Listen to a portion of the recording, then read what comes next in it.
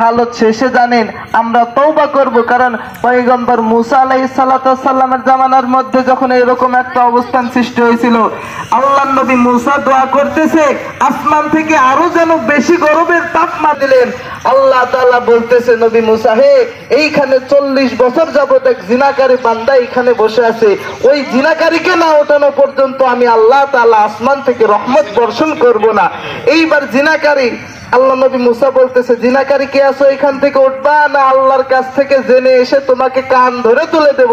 জিনাকারী বলতেছে, I high, এখন যদি আমি এখান থেকে উঠে যাই তাহলে এই মজলিসের মধ্যে সবাই জানতে পারবে আমি তো জিনাকারী বান্দা। এদিক সেদিক কুল না পেয়ে এবার মালিকের কাছে বলতেছে, আল্লাহ আমি তো তওবা করতেছি, আল্লাহ আমি গুনাহ করছি, আর জীবনে জিনার কাজ করব না। আল্লাহ আমার মনের খবর কেউ জানে না, আল্লাহ আপনি মালিক ভালো জানেন। জিনাকারী বান্দা আল্লাহর কাছে এইরকম কান্নাকাটি শুরু করতে না করতেই আসমানি ফয়সালার সঙ্গে সঙ্গে আল্লাহর আসমান থেকে রহমতের বৃষ্টি বাধারা শুরু হয়ে গেছে। সুবহানাল্লাহ বলে। মুসলমান, ওই মুসা নবীর উম্মত যদি মাপ পাইতে পারে, আমরা তো হযরত মুহাম্মদ সাল্লাল্লাহু আলাইহি ওয়াসাল্লামের উম্মত, যেই নবীর নূর মুবারক আল্লাহ প্রথম সৃষ্টি করলেন, যেই নবীকে না বানাইলে কোনো জাহান সৃষ্টি করতেন না, আমরা সেই নবীর উম্মত। আল্লাহর কাছে ওই নবীর দোহা দিয়ে আজকে ওয়া আখিরি দাওয়ানা ওয়া মা আলাইনা ইল্লাল বালাগ। আসসালামু আলাইকুম ওয়া রাহমাতুল্লাহ। এরকম করে হুদ আলাইহিস সালাম জাতিদেরকে ধ্বংস করে দিয়েছেন, মুসা আলাইহিস সালামের জাতিদেরকে ধ্বংস করে দিয়েছেন। আজকে কে মুসলমান আছো, এসো আজকে বল ফিল্টার মাঠে তওবা করো, আল্লাহ তাআলার কাছে সাহায্য চাও। তিনি যদি ইচ্ছা করেন আসমান থেকে তোমাদের জন্য বাড়ি ধারা বর্ষণ করে তোমাদের সকলের প্রতি আল্লাহ তাআলা রহম দান করে দিবেন, বলে সুবহানাল্লাহ। মুসা আলাইহিস সালাম অত্যন্ত রাগান্বিত নবী, তাআলা গজব দিয়ে দিলেন, বললেন মুসা একটা কাজ করো। বলে কি? আল্লাহ তাআলার ডাকছে, আল্লাহ তাআলা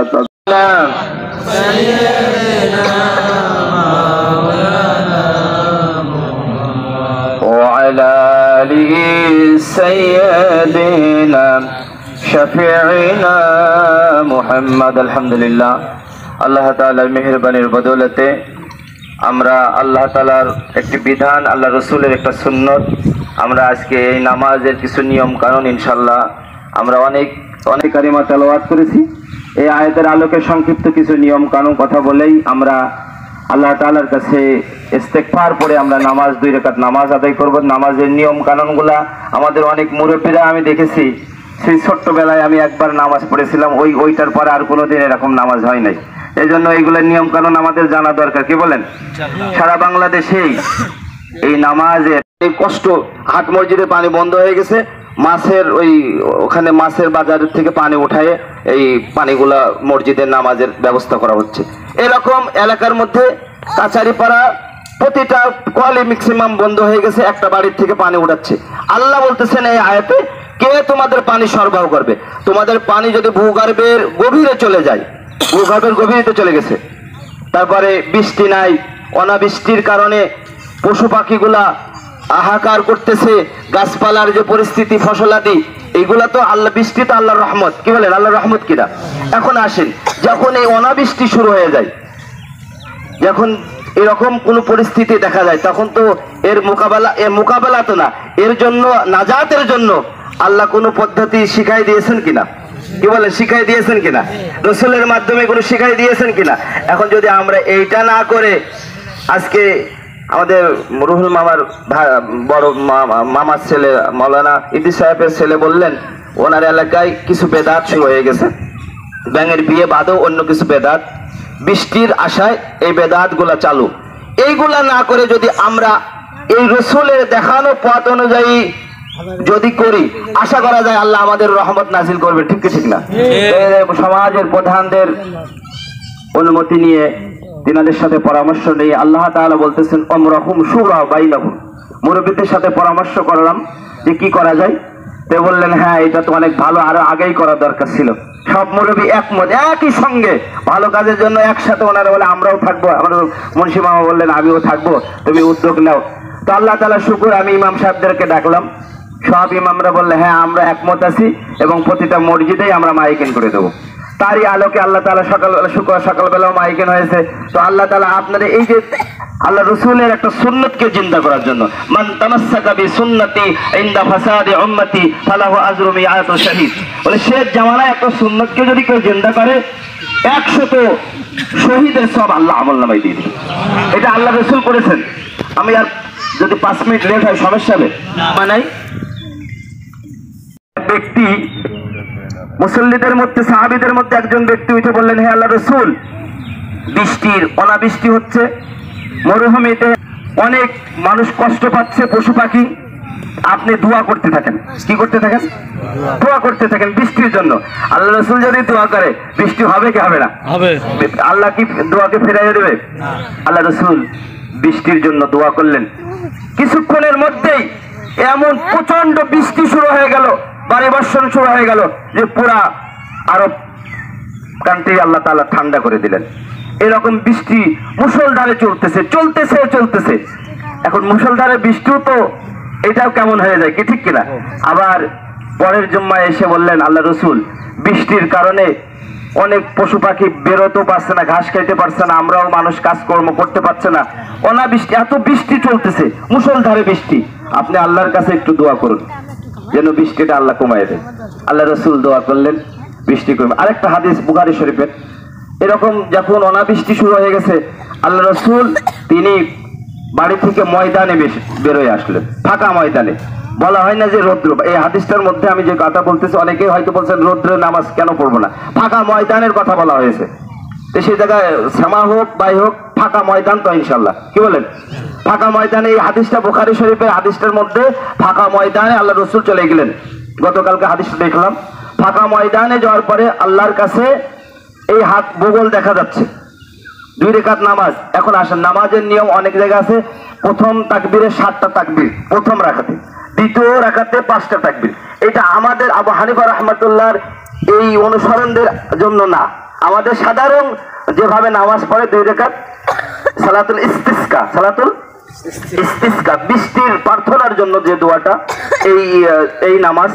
এবং নামাজের পরে একটা খুতবা আছে, খুতবার বই নিয়ে আসছে, খুতবার মধ্যে আছে, খুতবা পড়ার পরে পশ্চিম দিকে দাঁড়াইয়ে, অনেকে বসেও পড়তেছেন, দাঁড়াইয়ে এইভাবে হাতটা আসমানে, প্রথমে এইভাবে হাত আসমানের দিকে দিচ্ছেন, দীর্ঘ সময় দোয়া করেছেন। আল্লাহ রসুল যখন হাত লেগে গেছে, হাতটা ঘুরে এইভাবে আসছে, এইভাবে ছিল প্রথমে, পরে এইভাবে আসছে, দেখবেন নেটে দেখা যাচ্ছে না, এইভাবে দোয়া করতেছেন দীর্ঘ সময়। একটা হাদিসের কথা। দ্বিতীয় হলো, একদিন না 3 দিন পর 3 দিনের কথা উল্লেখ আছে। কয়দিন?